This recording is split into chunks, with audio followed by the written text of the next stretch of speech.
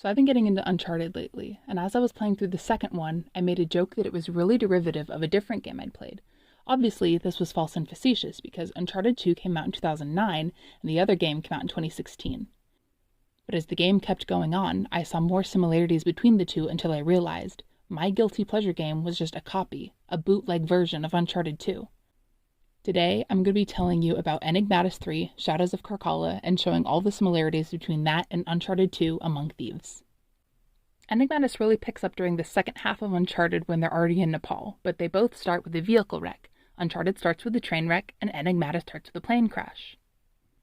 Both games then flash back for more context and gameplay before returning to the crash. Granted, Uncharted's flashback is longer, but that's because the game as a whole is longer. Uncharted is around 10.5 hours, whereas Enigmatis took me around 4 hours to play my first time.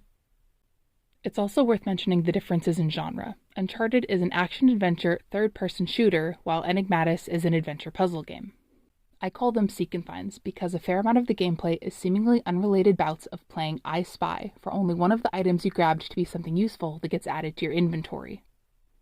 Other minigames are present, and each game's combo of them is unique, like trace over this whole image while only going over each line once, or glorified Sudoku, or like this one, where you have to rotate all the pipes correctly to get all the colored pipes to match up.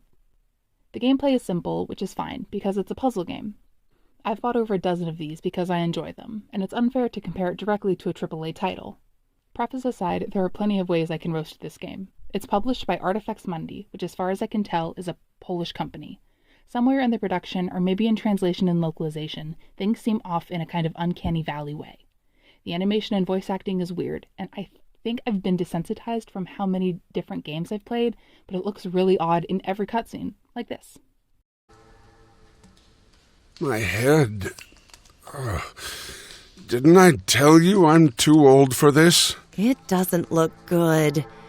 I'll try to find something cold to put on it. Both games have the main character, with their helpful old man sidekick who can fly a plane, exploring a temple in Nepal. A girl helps you but ends up betraying you in the end. A Nepalese villager helps you beat the old man who is trying to use ancient magic to become more powerful and change his body.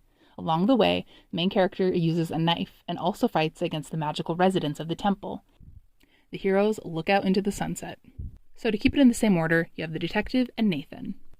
And as a side note, I do think it's really funny that this was the best picture that I could get of the detective.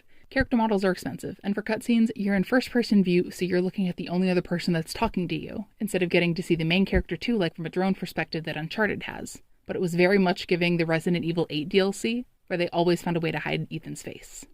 Anyway, the detective and Nathan are helped out by Rick and Sully. Brittany and Chloe are there to help out. And before we go any further, Brittany seems like a little bit of a stretch, because the whole time you know her, it's the dupe Lazarevich. Real Brittany has been dead the whole time. She was with an established research encampment that has no survivors. I'm going to show that reveal, also because I think it's funny how different the static model and cutscene model looks for Brittany.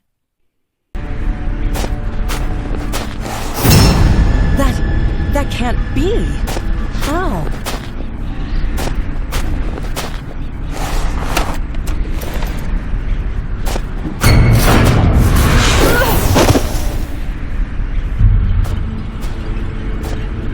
Useful as ever, detective.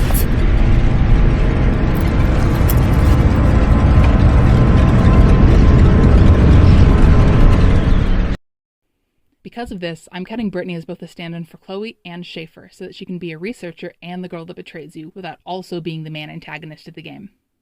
In the end, little mute girl Fong and fully adult man Tenzin, the main Nepalese person you deal with in the game, helps you out. There is also a bit where you see Fong's father, who I could see representing Tenzin, but you literally only see him as he dies, and find out that lore from him when you loot his body for inventory. So he wasn't the most actively important, even though the character demographic fits Tenzin a little bit better. Fong and Tenzin help you beat the Preacher and Lazarevich. The Preacher goes through an icy tunnel underneath the temple on the mountain of Karkhala where an archangel is trapped, and he uses the magical power there to become possessed by the demon Asmodai. Lazarevich drinks the resin that makes up the Chintamani stone that's in the mystical hidden city of Shambhala behind the temple and gets his wounds healed along with superhuman strength. Along the way, the detective and Nate use their Asmodai dagger and Furba to solve puzzles and save the day. The detective initially fights but ends up working with this winged beast thing that attacks the temple but then saves Fong. Nate fights the guardians of Shambhala that dress up as Yeti-type monsters at first. the final fight cannot be any more different. While the detective is holding the Asmodee dagger, picture of skeleton or wraith things come up, but then they just freeze in front of you. There's no quick time event or anything. Once you press A, the detective waves the dagger and the wraith disappears. Do that 3 times and that's your final fight.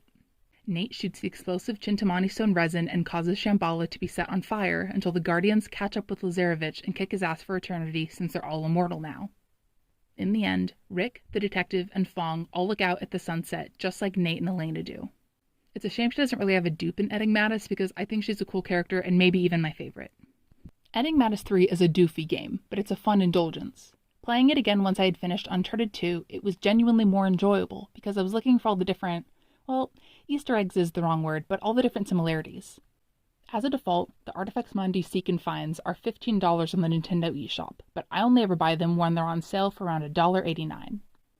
I played the Nathan Drake trilogy, which was $20 on the PlayStation. Is Uncharted 2 literally 2, 3, even 10 times better and more valuable than Enigmatis 3? I guess I'll leave that up for you to decide. What I will say is that for a point of reference, IGN gave Uncharted 2 a 9.5 out of 10, whereas Greek IGN, which was the only version I could find, gave Enigmatis 3 a 7.2 out of 10. There's a lot more Artifex Mundi games just as cheesy as this one, but none of them have such a direct and obvious inspiration as far as I know. The next closest thing would be the pirate game that they have, which kind of feels like it pulled inspiration from all of Pirates of the Caribbean, but nothing quite so concrete that I could point to like this game. Have you heard of this company? Will you go play any of their games now? Feel free to let me know. And if you've stayed this long, there are 2 more tangents I wanted to share. First, I already tried recording this as a sit-down video instead where I was dressed up as Nathan so I could be on theme as I talked about it. That format didn't end up working, but I still wanted to slide it in because I thought it was fun and neat and that I was cute if I'm being perfectly honest. Secondly, you remember that bit earlier where the preacher turns into Asmodee with the Archangel nearby? There was really no good way to add this cutscene in, but even with being desensitized to this game, this took me out and I needed to share it with all of you.